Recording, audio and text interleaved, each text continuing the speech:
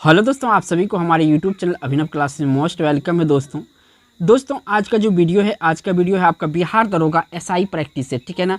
और ये जो है आपका जो 1275 वैकेंसी आएगा दोस्तों, इसके रिगार्डिंग है। और ये 2023 में आपका एग्जाम होगा।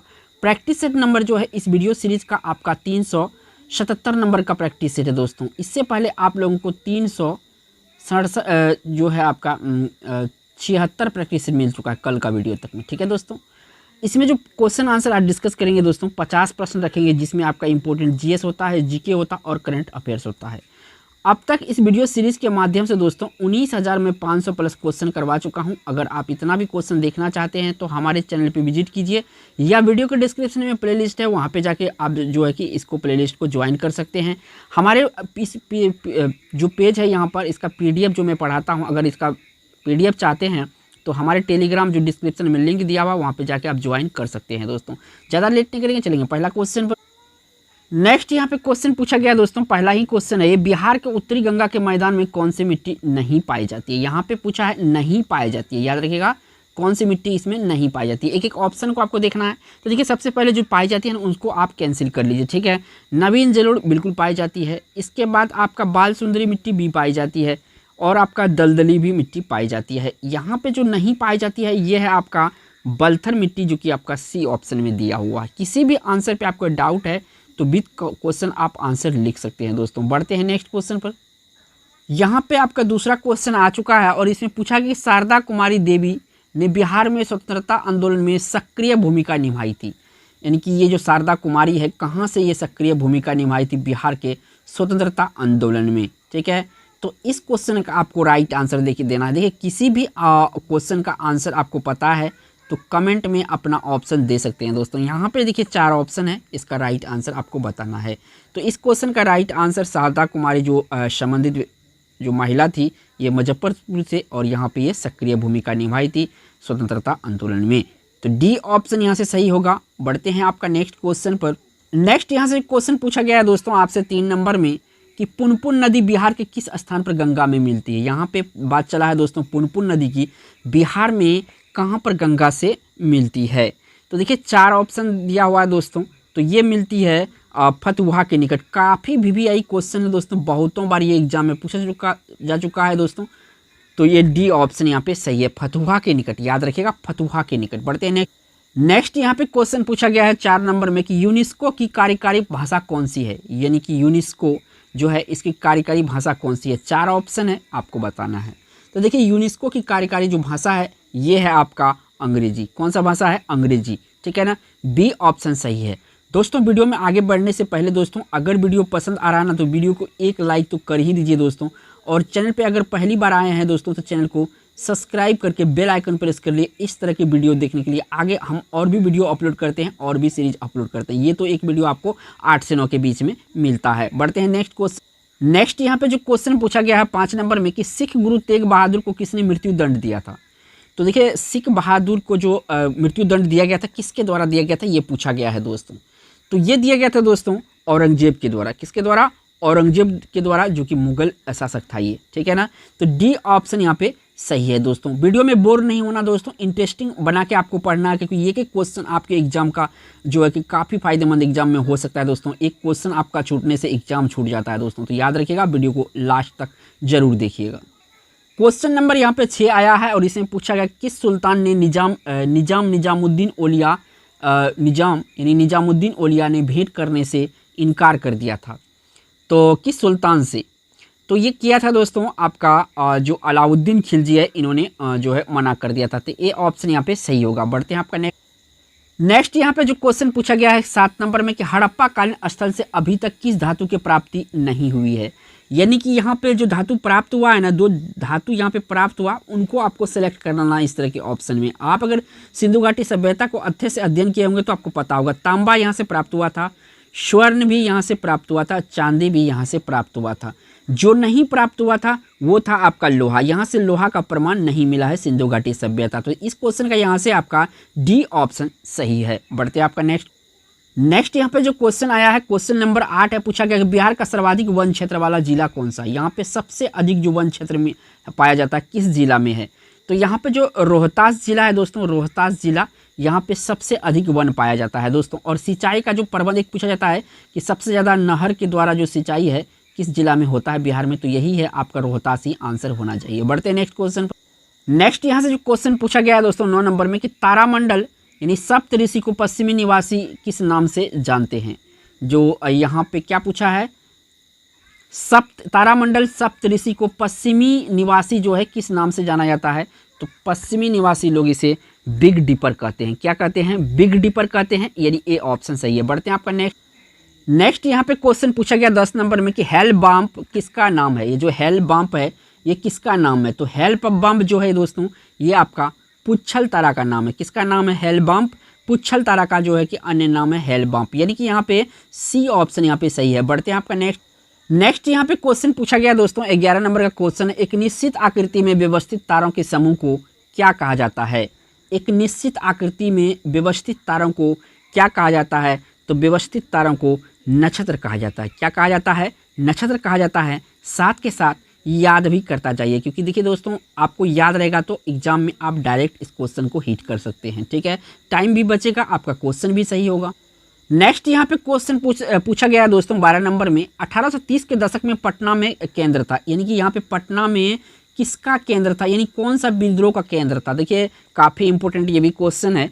वहाबी विद्रोह या वहाबी आंदोलन का केंद्र था 1830 ईस्वी में पटना में, याद रखिएगा, काफ़ी इंपॉर्टेंट है। बढ़ते हैं नेक्स्ट यहाँ पे क्वेश्चन पूछा गया दोस्तों 13 नंबर में कि दक्षिणी गोलार्ध में सबसे बड़ा दिन कब होता है। दक्षिणी गोलार्ध में सबसे बड़ा दिन कब होता है, तो दक्षिणी गोलार्ध में अगर सबसे बड़ा दिन देखा जाए दोस्तों तो ये आपका 22 दिसंबर को होता है। कब होता है, 22 दिसंबर को होता है। दक्षिणी भारत जो है दक्षिणी गोलार्ध में सबसे बड़ा दिन होता है, तो यानी यहाँ से बी ऑप्शन आपको टिक करना। बढ़ते हैं आपका नेक्स्ट यहाँ पे क्वेश्चन पूछा गया दोस्तों 14 नंबर में, अंग्रेजों ने 1620 में बिहार में सर्वप्रथम कहाँ अपना व्यापारिक केंद्र स्थापित करने का प्रयास किया था।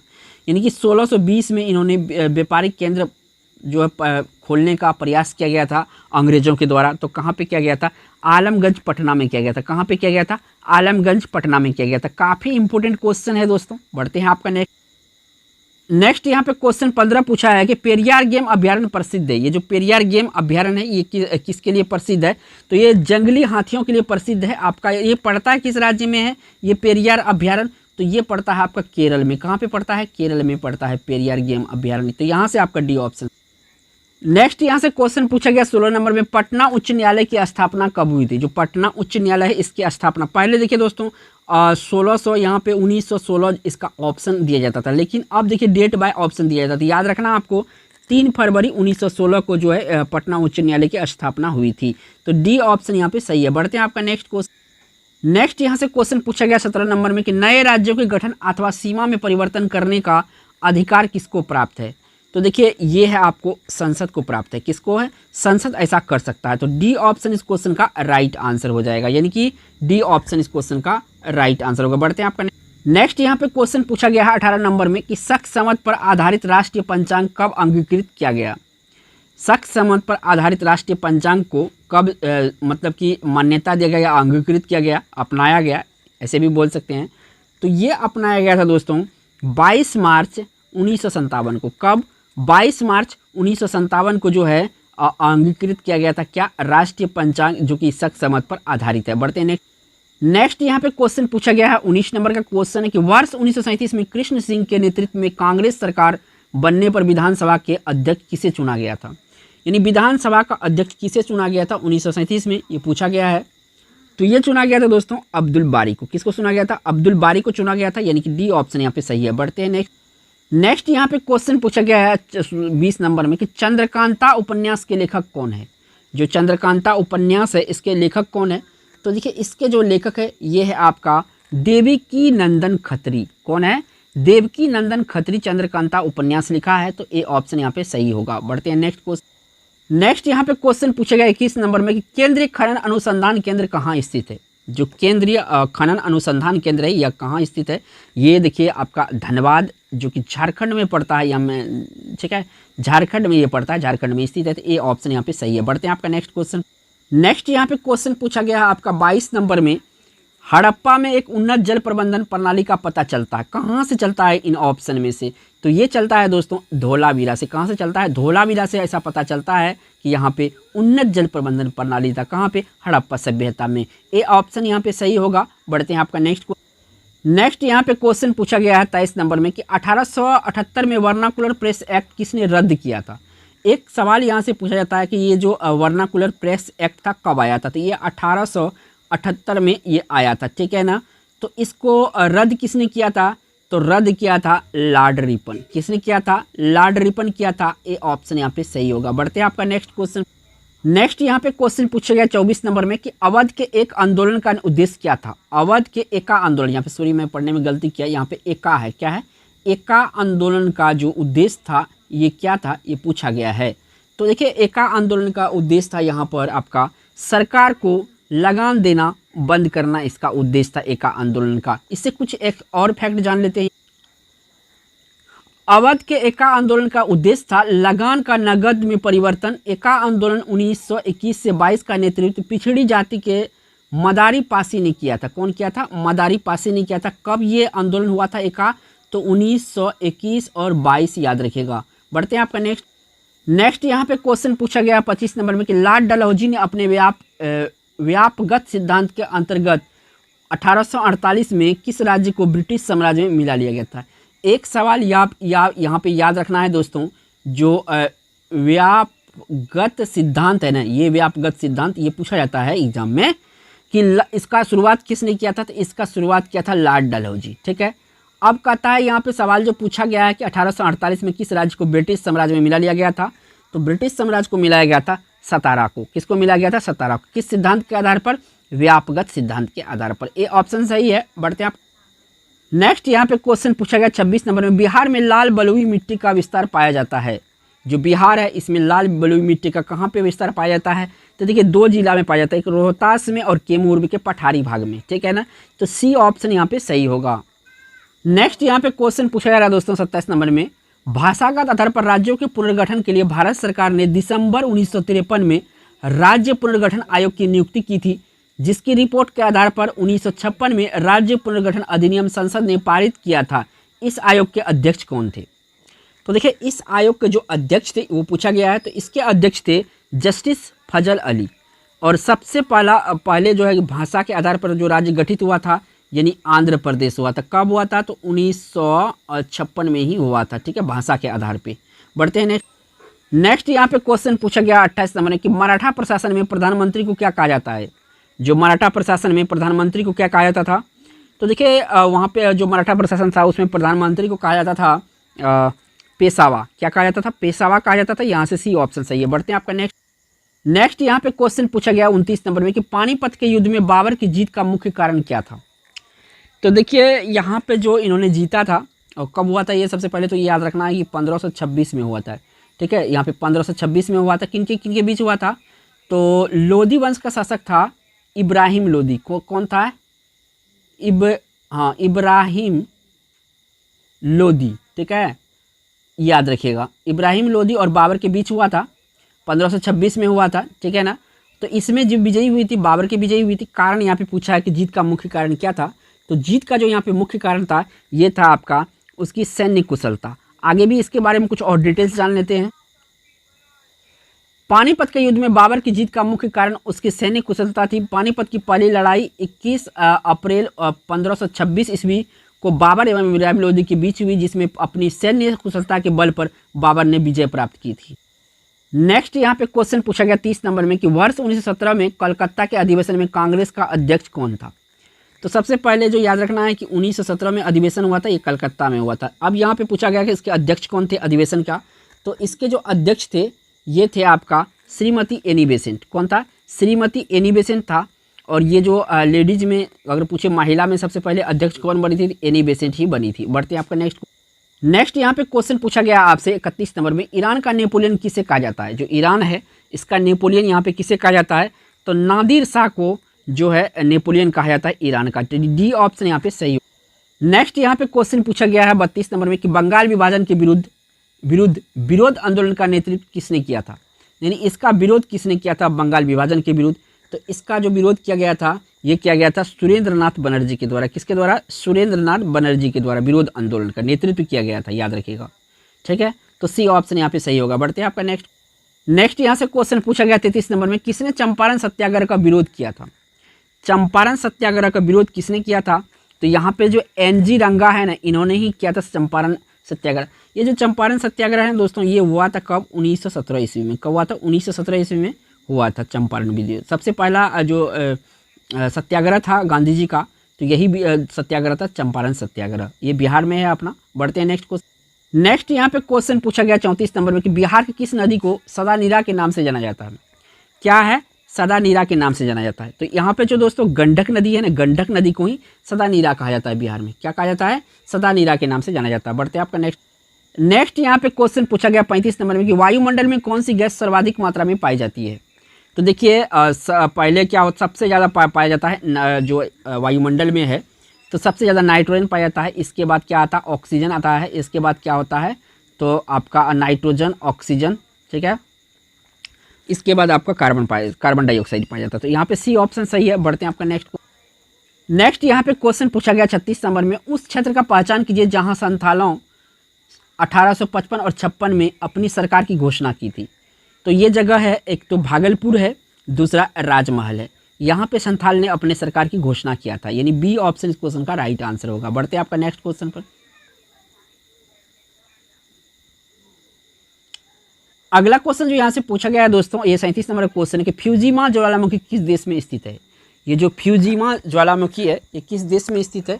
ये है आपका जापान में। कहाँ पे है? जापान में फ्यूजिमा। डी ऑप्शन यहाँ पे सही है। बढ़ते हैं आपका नेक्स्ट यहाँ पे क्वेश्चन पूछा गया है 38 नंबर में, बिहार में सर्वाधिक वर्षा कौन से मानसून में होती है या कहाँ के मानसून से प्राप्त होती है? तो सबसे ज़्यादा जो वर्षा होती है बिहार में, बंगाल की खाड़ी के जो मानसून बनते हैं यहाँ से वर्षा होती है। तो यानी बी ऑप्शन यहाँ पे सही है 38 का। बढ़ते हैं आप नेक्स्ट यहाँ पे क्वेश्चन पूछा गया दोस्तों 39 नंबर में कि नींबू के रस का पीएच मान होता है। देखिए नींबू का जो पीएच मान होता है दोस्तों, लगभग में अगर हम बीच का बात करता हूँ 2 से 3 होता है, ठीक है, पीएच। लेकिन यहाँ पे पूछा है, देखिए ऑप्शन में कहीं पे दिया हुआ नहीं दिया हुआ है, तो आपको यहाँ पे टिक लगाना है 7 से कम वाला में। इस तरह के क्वेश्चन में आपको कंफ्यूज हो जाएगा, तो यहाँ पे थोड़ा सा ऑप्शन में ध्यान दे दीजिएगा। बढ़ते हैं नेक्स्ट यहाँ पे क्वेश्चन पूछा गया 40 नंबर में कि भारत रत्न से सम्मानित प्रथम व्यक्ति कौन थे? तो देखिए भारत रत्न से प्रथम व्यक्ति, यहाँ पे ऑप्शन देख के आपको टिक करना है। तो सी राजगोपालचारी जो है कि प्रथम भारत रत्न इसको मिला था, पहले व्यक्ति था। जो और भी व्यक्ति है उनके बारे में वीडियो में देख लेते हैं। सन 1954 में भारत के प्रसिद्ध वैज्ञानिक डॉक्टर चंद्रशेखर वेंकट रमन, भारतीय स्वतंत्रता कार्यकर्ता और वकील सी राजगोपालचारी और भारत के पहले उपराष्ट्रपति सर्वपल्ली राधाकृष्णन को इस प्रतिष्ठित पुरस्कार को पाने वाले पहले व्यक्ति थे। विकल्प में राजगोपालचारी दिया हुआ, तो सही उत्तर ऑप्शन सी होगा। देखिए यहाँ पे 3 लोगों का नाम चला है, चंद्रशेखर वेंकट रमन, ठीक है, उसके बाद सी राजगोपालचारी, तीसरा है जो सर्वपल्ली राधाकृष्णन जी है, इनको मिला था, इन तीनों को मिला था। कब मिला था? तो ये 1954 में मिला था, ये भी बात पूछा जा चुका है, तो याद रखिएगा। बढ़ते हैं नेक्स्ट यहाँ पे क्वेश्चन पूछा गया दोस्तों 41 नंबर में कि भारत सरकार ने राष्ट्रगान कब अंगीकृत किया गया था? जो आप लोग जन गण मन करते हैं, ठीक है ना, जन गण मन, ठीक है, तो जन गण मन को कब अंगीकृत किया गया था? तो ये अंगीकृत किया गया था दोस्तों आपका 24 जनवरी 1950 को। जन गण मन को 24 जनवरी 1950 को, जिसको राष्ट्रगान भी कहते हैं। बढ़ते हैं नेक्स्ट यहाँ पे क्वेश्चन पूछा गया 42 नंबर में कि संविधान के 8वीं अनुसूची में सम्मिलित भाषाओं में से हिंदी के बाद कौन सी भाषा सर्वाधिक बोली जाती है? देखिए हिंदी के बाद बोली जाने वाली भाषा है बंगाली। कौन सा भाषा है? बंगाली है, ठीक है, याद रखिएगा। बढ़ते हैं नेक्स्ट यहाँ पे क्वेश्चन पूछा गया 43 नंबर में कौन सा एक शासक है जिसका 2 बार राज्याभिषेक हुआ था? तो देखिए इसमें 2 लोग हैं, एक है तो शिवाजी, दूसरा है औरंगजेब। तो ऑप्शन यहाँ पे ए सही हो जाएगा। बढ़ते हैं नेक्स्ट यहाँ पे क्वेश्चन पूछा गया दोस्तों 44 नंबर में कौन सबसे पूर्वकालिक जैन ग्रंथ कहलाता है? कौन सबसे पूर्वकालिक जैन ग्रंथ कहलाता है इनमें से? तो देखिए यहाँ पे 4 ऑप्शन दिया हुआ है। तो पूर्वकालिक ग्रंथ इसमें जो कहलाएगा दोस्तों, ये होगा 14 पूर्व। कौन कहलाएगा? 14 पूर्व कहलाएगा पूर्वकालिक ग्रंथ, यानी सी ऑप्शन सही। नेक्स्ट यहाँ पे क्वेश्चन पूछा गया दोस्तों 45 नंबर में कि प्रसिद्ध बंगला उपन्यासकार शरद चंद्र चट्टोपाध्याय का संबंध बिहार के किस शहर से है? शरद चंद्र चट्टोपाध्याय का संबंध बिहार के किस शहर से है? तो ये थे दोस्तों शरद चंद्र उपाध्याय जी, ये थे भागलपुर से। कहाँ से थे? भागलपुर से थे, ठीक है। और ये प्रसिद्ध बांग्ला उपन्यासकार जो था शरद चंद्र चट्टोपाध्याय का संबंध बिहार के किस शहर से था, तो भागलपुर से था। तो यानी बी ऑप्शन इस क्वेश्चन का राइट आंसर होगा। बढ़ते हैं आपका नेक्स्ट यहाँ पे क्वेश्चन पूछा गया है दोस्तों आपका 46 नंबर में कि इंडियन मुस्लिम लीग के द्वारा प्रकाशित समाचार पत्र का क्या नाम था। इंडियन मुस्लिम लीग के द्वारा प्रकाशित समाचार पत्र का क्या नाम था। तो देखिए इंडियन मुस्लिम लीग जो समाचार पत्र प्रकाशित किया था पहला, तो ये क्या था आपका स्टार ऑफ इंडिया को किस नाम से किया था, स्टार ऑफ इंडिया के नाम से किया था। और ये जो है द्वारा क्या नाम था, तो ये आपका स्टार ऑफ इंडिया था। बढ़ते नेक्स्ट यहाँ पे क्वेश्चन पूछा गया 47 नंबर में कि अजमेर में किस सूफी संत का दरगाह है। अजमेर में किस सूफी संत का दरगाह है। तो देखिए अजमेर में मोइनुद्दीन चिश्ती का दरगाह है। किसका है, मोइनुद्दीन चिश्ती का दरगाह कहाँ पे है, अजमेर में है। ठीक है, नहीं बी ऑप्शन यहाँ पे सही हो जाएगा। बढ़ते हैं नेक्स्ट यहाँ पे क्वेश्चन पूछा गया है 48 नंबर में कि भारत के किस राज्य में लोहा एवं कोयला सर्वाधिक है। यहाँ पे दो चीज़ का बात चला है, लोहा और कोयला सबसे सर्वाधिक कहाँ पे है। बिहार तो होगा ही नहीं, एक तो है दोस्तों आपका उड़ीसा और दूसरा है आपका झारखंड। पहला उड़ीसा, दूसरा झारखंड। तो क्वेश्चन यहाँ पे डी ऑप्शन सही हो जाएगा। बढ़ते हैं आपका नेक्स्ट यहाँ पे क्वेश्चन पूछा गया है आपसे 49 नंबर में कि दक्षेस आंदोलन शुरू करने का उद्देश्य क्या है। ये जो दक्षेस आंदोलन है इसको शुरू करने का उद्देश्य क्या है। तो इसका जो उद्देश्य है दोस्तों क्षेत्रीय सहयोग। क्या है उद्देश्य, क्षेत्रीय सहयोग दक्षेस का उद्देश्य है। तो डी ऑप्शन यहाँ पे सही है। बढ़ते हैं आपका 50 नंबर। यहाँ पे क्वेश्चन 50 नंबर का आया, पूछा गया कि भारतीय संविधान को संविधान सभा द्वारा अंगीकृत किया गया था। यानी कि कब एक्सेप्ट किया गया था भारतीय संविधान सभा द्वारा संविधान को। तो ये किया गया था दोस्तों 26 नवंबर, कब 26 नवंबर और 1949 में किया गया था। ठीक है, याद रखिएगा, काफ़ी इंपॉर्टेंट है, काफ़ी बार एग्जामों में पूछा जा चुका है। दोस्तों अगर वीडियो पसंद आया होगा तो वीडियो को एक लाइक तो जरूर कीजिएगा दोस्तों, और चैनल पे पहली बार आए हैं तो चैनल को सब्सक्राइब जरूर कीजिएगा। थैंक्स फॉर वॉचिंग दोस्तों।